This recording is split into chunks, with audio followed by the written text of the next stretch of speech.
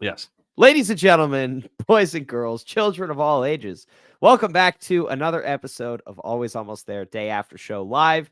We're here today to talk about last night's Schmonday show in Charlottesville. Never miss a Schmonday show. Never miss a Schmonday show. Charlottesville. Yeah. Schmarlottesville. Yeah, exactly. Whatever you want to call it. We went down to Virginia, and by we, I mean Goose and 3,500 other people, for one of the smallest venues of tour, second only to the Vibrant Music Hall in Iowa, where they will be playing later this weekend, which is only like 2,500, I think. But it's not sold out because it's in Iowa. But anyway, we are going to talk about Charlottesville today, and we have a very, very special guest who requested to be back on the pod when I met him all the way back in June. And he has been prepping, and we are very excited to have him on today. Mr. Isaac. Hello. Isaac, how are you? Doing great. Welcome.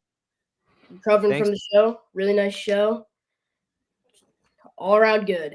Awesome. Well, thanks for being on the pod today. We're really excited to have you. This is going to be awesome. Yeah, thank you. Awesome. Neil, how are you doing today? I'm doing great. Got a good night's sleep last night. Went to sleep as Tumble started. As I was saying to you earlier, this show is a very, very interesting show because when I woke up this morning and I looked at that second set with no context whatsoever, I was like, yeah, I guess it'll be like an okay listen. And then I got in my car and I drove to work, and my mind was kind of blown by how good that second set really was. So can't wait to get there. But, we've got some music we've got to get through first. Oh, yeah. We definitely do. Neil, you before we get into that, you all recovered from the weekend in the week? Maybe. I don't know. We'll see. Like I got extra sleep last night. I got a full 8 hours of sleep last night, which I feel somewhat close to being human again. But I think I need one more day to just recover from the 3 nights at Boston and then 2 nights at SPAC. That's a lot. But SPAC was extra exhausting. Let's just say that. Took a lot out of us. But yeah, I slept in a little later than I normally do this morning, and I am absolutely ready to fly out to Chicago tomorrow. It's going to be a great couple of weeks out there. But Isaac, let's talk about Charlottesville. Let's throw it over to you. Getting to the venue, your pre-show vibe, and you had a very exciting occurrence happen earlier in the day. So yeah, I drove up the morning of to Charlottesville. The venue's really nice venue, right in the middle of downtown. There's a parking garage right next to it too, so parking's really convenient and easy. But venue's like right in the middle of downtown, just a big old like downtown mall with like a ton of restaurants, a ton of shops. So really nice area. Met up with some good friends before the show. They had an interesting thing too is they had the venue wide open, so you could just walk down in if you wanted, and they weren't you could go down to the pit and see them setting up and do that. So that was cool. Ran into Peter too. You saw him going for a little run earlier, and then he came back walking and got a smoothie or something and got a picture with him. So really nice, really cool. That's awesome. Always a good omen when you run into one of the band members. Yeah. Earlier in the day before a show. Yes, definitely. Yeah. And I feel like this is a new thing, Peter jogging before shows. This is not the first I've run into Peter while jogging instance I've heard of. But I've only heard of them this year. He was just going on a little run. Saw Getty going on a run too. So all of them, I guess, did a run. They're living healthy lifestyles these days on the run. Yeah. Although, this is I feel like it's something the whole band does. I saw Getty in the hotel gym back in 2021. In Worcester of all places, dude, it's just crushing the Holiday Inn gym. So they're keeping fit. You got to when you're on tour. It's grueling. You got to keep yourself healthy. Exactly. And Isaac, you guys had a hell of a spot with a hell of a crew last night. Yeah, really good crew. We got right up on the rail, right by Trevor's side. Really good sound quality. Really a bunch of people that we knew went to the show. So really good vibe and really good venue, and security's great. Though one thing, the lines were terrible. Merch line was so slow moving. So in the bathroom line, it was only one bathroom, so it was just one long line. So that was kind of a mess. But overall, really nice venues. Security was great, really nice. They did a very nice job passing out waters for people at set break. So awesome. Great. It's awesome. One bathroom for 3,500 people just seems Yeah. like a recipe for disaster, no matter what the show is. Yeah. Like Seriously. someone texted me a picture of what the line looked like late in the first set last night, and I was like, there's no way that that's actually possible. Like it blew my mind. Yes. Lucas did. Lucas is like heading up the bathroom rail, just going bananas. The bathroom rail. Yeah. Hey, that's Oh, the way it is. man. You know, this is what happens though, right? They are having a fluctuation in venue size as they go. You look back to Boston night 2, where the venue had significantly fewer people in it than the venue could hold. Sure. I mean, you could do anything you wanted in that place. You could like go to the bathroom, no wait. You could go to the bar, no wait. You could like order food in the place, no wait. So you could do like whatever you wanted to in that place. Then you go to a venue that's like at completely sold to capacity, and you have something like that happen where they just can't handle the number of people that are waiting in line for a bathroom. So Yeah, they Matthew definitely Ross- packed it in the place. Yeah. Packed it in a bunch. So Yeah. a lot of people. Matthew Ross says, I would have looked out and relieved myself in some random spot. I did hear a report. I can't confirm or deny whether it's true, but I did hear a report that there was some of that actually happening. gross. Which Don't is, do that. Don't do that. No. You can hold it. However long the line is, you can probably hold it. Right. Anyway, let's dive into the show here. Let's get started with our first few songs here. Start with you, Isaac. Turbulence of the Night Rays, All I Need into Writing a Novel. Like, yeah, Turbulence, obviously really fun opener. I felt like it got the energy moving, and just like you can tell from that first song that it was gonna be, that the show was gonna be really good. It was gonna be a heater, and we were gonna get one from there. So really nice opener. It was just good start time. I think I felt like they were a little bit later than I expected to come on, but that's how it was. All I Need was a fun one. I thought that they were gonna do a sandwich go back into it after writing a novel, like go and feel it now and then come back into All I Need, but they didn't. But really fun jam. It was like some nice funk like riffs by Peter and Rick. Noticed that. Then they nice little seg into writing a novel, which is fun cover. Always love to hear that one, and gets the crowd dancing and jumping and moving. And so yeah, really good first 3 songs. Very good energy, kind of setting the tone, I feel like, for a good show. Charlottesville show. Yeah, exactly. Glad that you mentioned what time they went on, because the time management was pretty good again last night. As you said, like they could have gone on a few minutes earlier, I think, but overall, another 20-minute set break, which is great to see.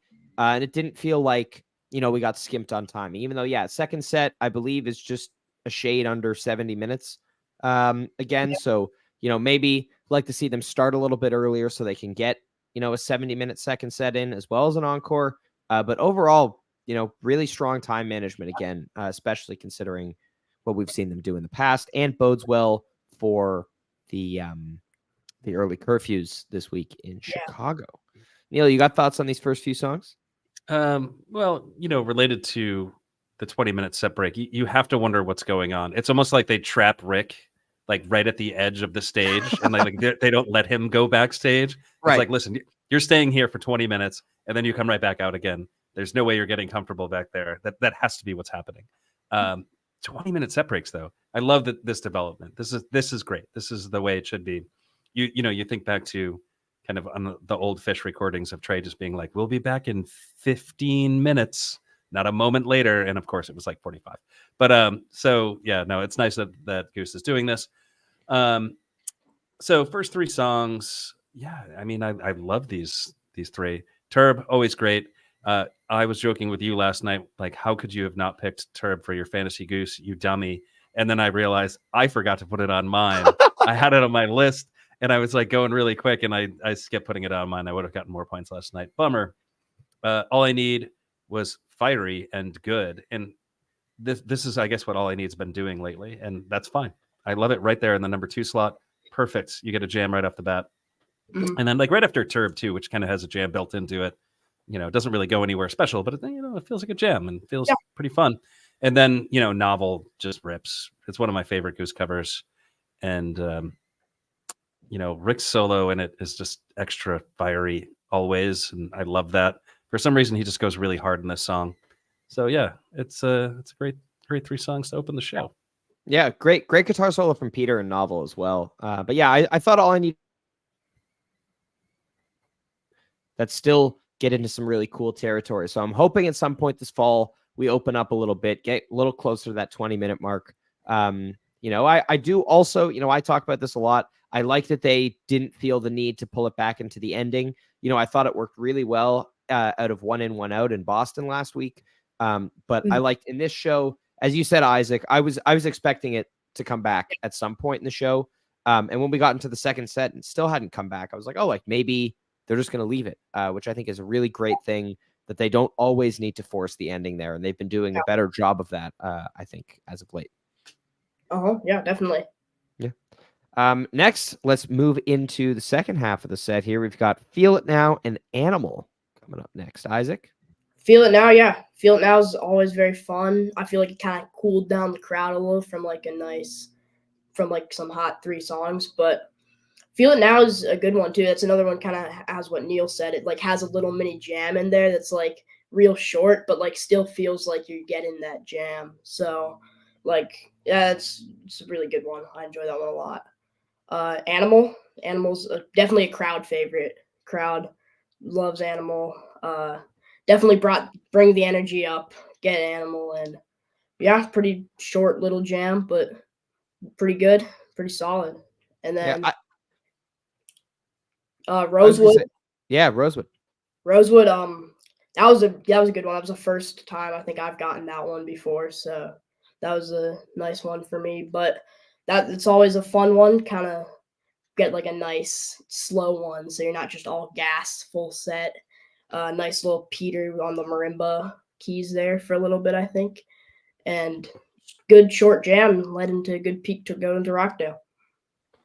Yeah, I really think this was interesting placement for Animal. You see it closing or opening sets a lot of the time. And so I was kind of surprised to see it come early, or earlier in the first set, still under an hour in. And then still getting, Rosewood and Rockdale after was interesting. But I like Feel It Now in this slot. I feel like it can work anywhere in the show. The way they're playing it currently. Just keep everyone grooving, as you said. And then Rosewood only appearing for the 3rd time this year, which is kind of crazy. First time since Indy back in June, and before that, the Cap. It's criminally underplayed so far in 2024. So I hope, we see it with a little more frequency. Again, this is 20 shows since the last 19. Rosewood, which is the longest gap since 2019. The last time it wasn't played for this long was the last time it wasn't played this long was from Goosemas 2019 to March 2020. That was 24. So this is one of the longest gaps in the song's history. A tragedy. But here we go. Lucas vibes guying, getting animaled. Way to put a positive spin on it. And then a solid Rockdale to close the set. Nothing special. We get into a solid 30 seconds of kind of Westville-y territory there, which made me a little hopeful. But, given that they were already over 80, like kind of around the 80-minute mark of the set, I was like, okay, this, they're going to pull back into the peak pretty quickly there, keep it kind of contained, which is what happened. But, very good first set. Yeah. I mean, it's like this little section of the set is just weird placement for everything. If you really look closely at it, Feel It Now in a strange spot, Animal in an absolutely strange spot, and then Rosewood in another like really weird spot for the song to be. But I liked the little jam that was in Animal here. It reminded me a little bit of like Chateau Hunger Site. Interesting. It didn't feel like Animal. It definitely got out of the vein of what Animal is, and it wasn't, the jam was brief, but it wasn't just a type 1 exploration of Animal, which I think is why Animal gets exhausting, because you can get 15-minute versions that are type 1 explorations of Animal that don't really do anything. I love the placement of this because it tells me when I see it placed here that they're not looking at it anymore as like the song that's going to bring the house down, because I don't think it ever actually achieved that status, but they treated it like that for a while. Yeah. And you're kind of seeing this with Hot Tea too. It's like coming out of that slot, everybody's kind of heard them both a million times at this point, unless you're seeing your first couple Goose shows. So I like what that means. I like what that signifies. That it can go somewhere in the middle of a set and kind of have like a little bit of a creative jam to it, and that's all that it needs to do. It doesn't need to be the fiery set 2 closer. It doesn't need to be the encore. It can be those things, but it doesn't always have to be a nice 5-minute closer. I've been saying that since the song was debuted. Yeah, it can be that, but it can be just something different. So it's not the same thing. Like we're just like, here we go. Here comes the animal encore, or like here comes the animal closer. So I don't know. I just like the way they placed it. And then feel it now, love it. I'm always gonna love it. I'm never gonna get sick of it. And Rosewood. I mean, come on, 19 show gap. Some might say. Some might say 20. I don't know why they do this, but they put that song on the shelf often, and it's a crime because it's such a beautiful song. It's so good. Could have used more of a jam in this one. I mean, if you're gonna let it sit for like 20 shows, like give it the old college try. Give us something out of it. But I'm biased because I love Rosewood jams, because the best Rosewood jams are the best jams of them all. He says with the Hosewood Twitter handle. Yeah. Exactly. All right, Isaac, any final thoughts on the first set before we move on here?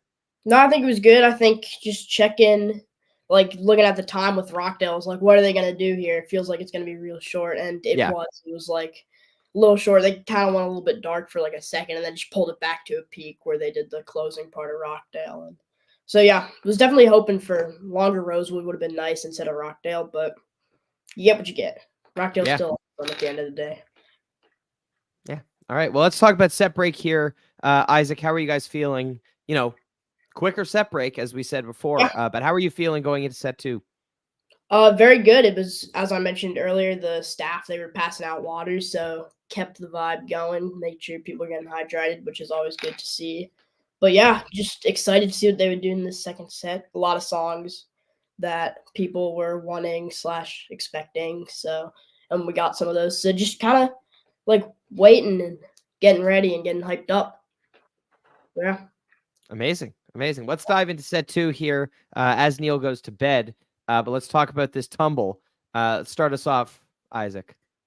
Yeah, I always love a tumble. Really nice. It felt like a good opener to kind of like bring back.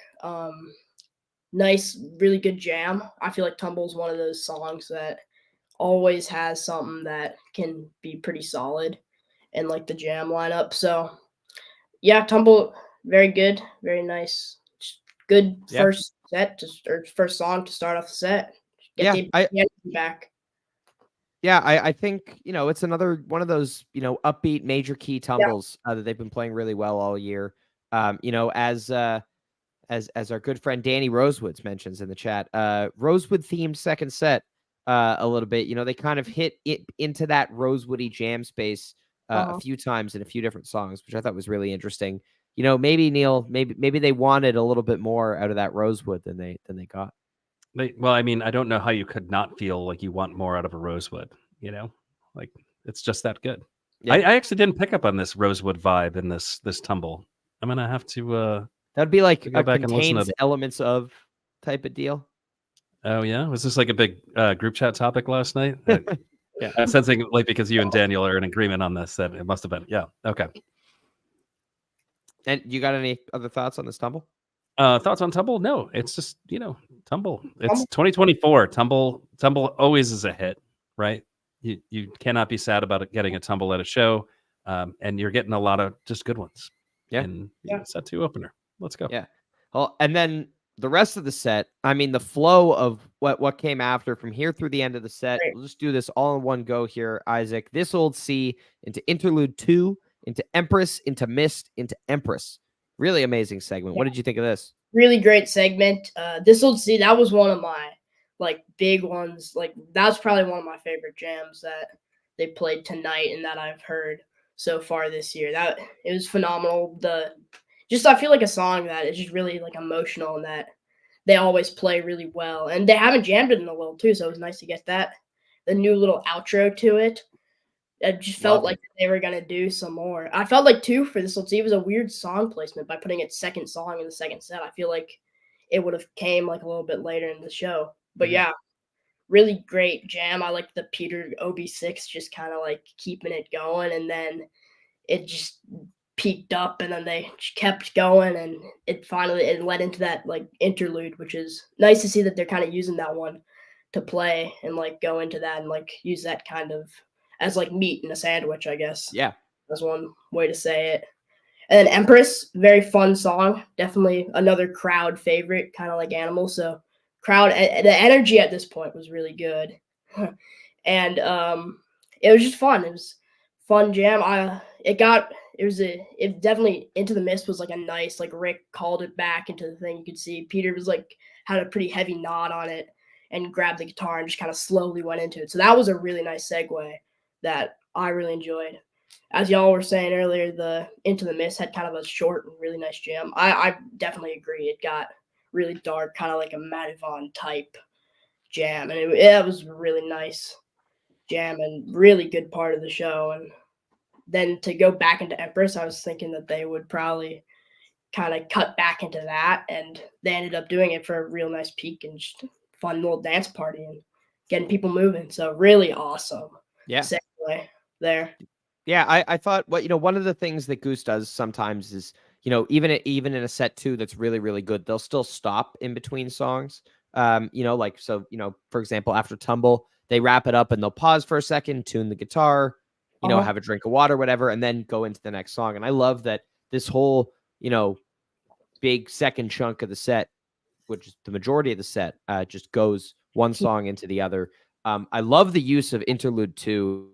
Yeah. One, just as kind of its own little jam. Sorry. Still recovering. And This Old Sea, I was expecting when they added in those new woes part, the new outro with the little vocal action, vocal stylings, if you will. I was kind of expecting like, okay, they're kind of reworking This Old Sea. It's been jamming less the last couple of years. So this is, now they're finally just going to rework it, add in a little solo and nice outro, and it's just going to become, a ballad landing pad, kind of like Your Ocean or something like that.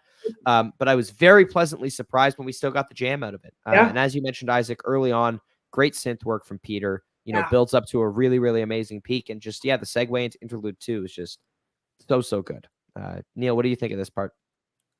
I mean, I got a lot of thoughts. This Old Sea was killer. I mean, that it started different. When they started playing it, I was like, what song is this? Like, I knew what it was because I had the track listing, but it just kind of sounded different starting off than typical This Old Sea. And then, of course, you've already mentioned the outro, which is absolutely fantastic. I hope that sticks around. Yeah. I mean, anytime they tinker with a song just like a tiny, tiny little bit, like, is exciting. So that part was cool. And then the jam that came out of it was probably like my favorite This Old Sea jam in like literally years. And I think it is actually, like, I'm thinking back to like Floyd is the one. I was at that show. That was the first show. Oh, nice. Excellent. Floyd Fest was your first show? Yeah. So you got me beat. Yeah. So it reminded me when they went into that jam of like hearing that one and just like getting the mind blown at that show. Nice. So if you want to see incredible This Old Sea jams, you go to a show with Isaac. That is what we've learned today on this podcast. That's what we You learned. say that too, because This Old Sea is one of the like our most common song that we've seen. Like we saw it in Nashville, we saw it at SPAC, I think they played it. Yep. And we caught it Floyd Fest, and then we caught it here. So we've seen it 4 times out of 12 shows. So with runs. I can't argue with this, I love you so Lucas. much, More Lucas. proof that Isaac is cooler than Ryan. Like, yeah, It's I mean, true.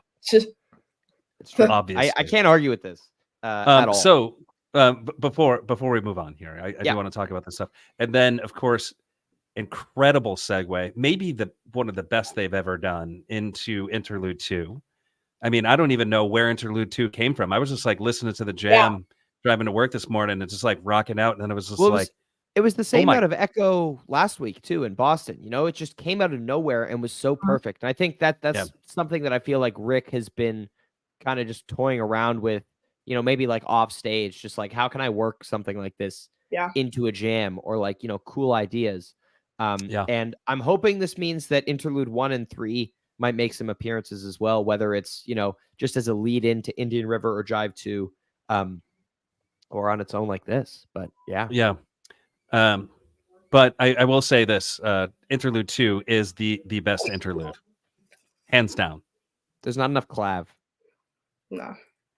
Interlude 3 is the king for me. But yeah, Empress Missed Empress, you know, is a great way to throw in an extra song in here. You know, when they started Empress, I was like, okay, you know, this will be nice 4-song second set.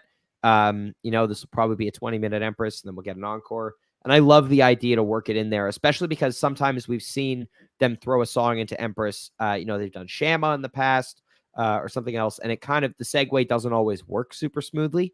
And so I love the way that they built that in. And coming out of Mist, the segue back into Empress was perfect. You know, and they even weaved it back into that kind of darkish jam, as you mentioned, Isaac, that they've been doing in Empress a lot this year.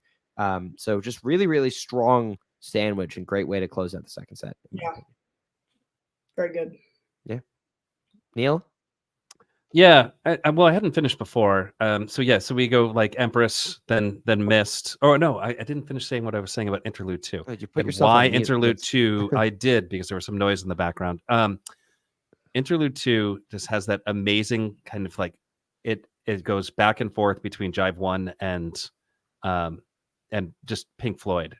And that jam is just like the coolest jam that they've got. Like, it's just incredible. When that comes out of nowhere too, it like really takes you by surprise. Like I said, I just wasn't expecting it when I heard it today.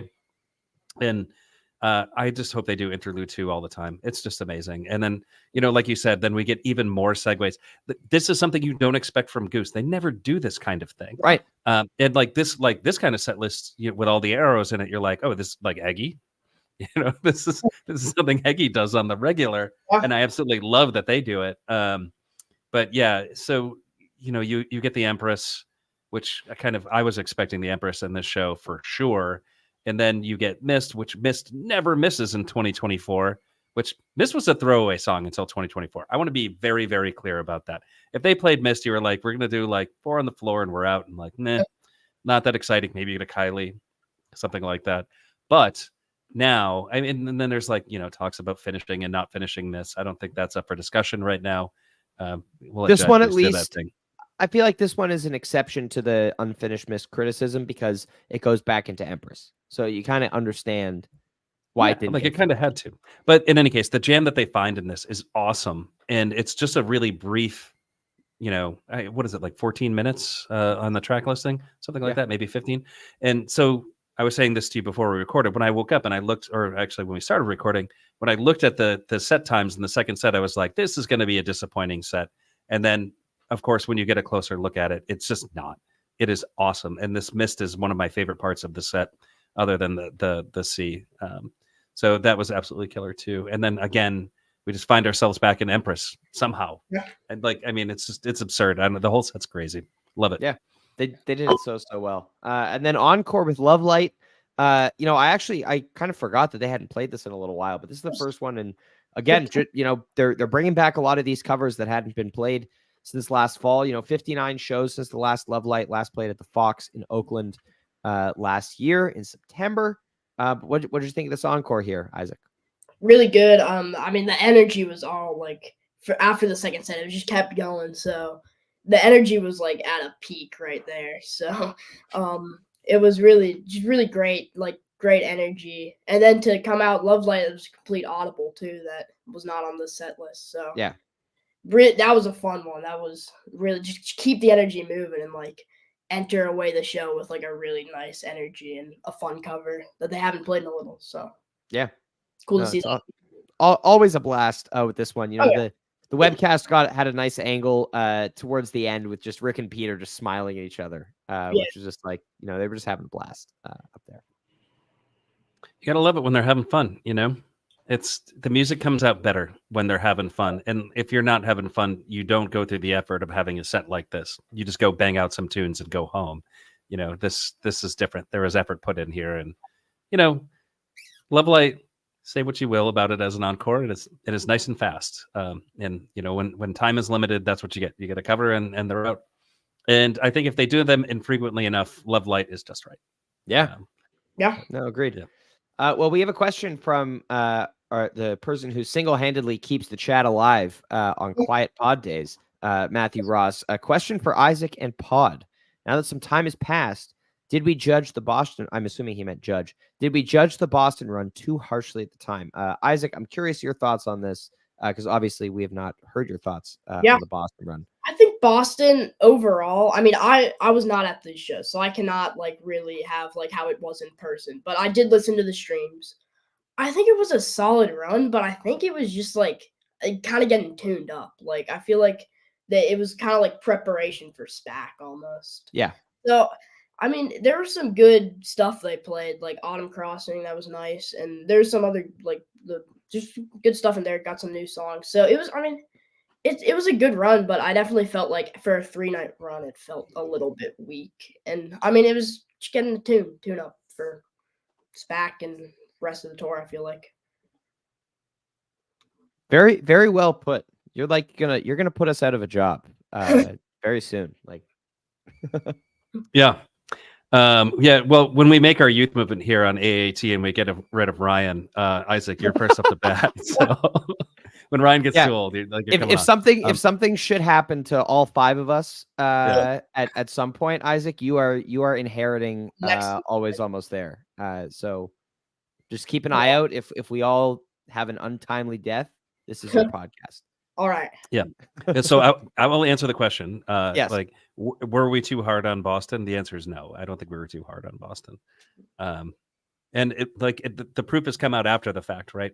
I feel like the 3 shows since have been incredible. Yeah. So it's all good stuff. Yeah. Awesome. I totally agree. And yeah, Charlottesville, they're continuing to just have a great time on tour. And we got 3 nights in Chicago up next, which hopefully will be a little bit stronger than the 3 nights in Boston. They are coming off of 3 amazing shows in a row. So hoping for some big jams as we head to the Midwest tomorrow.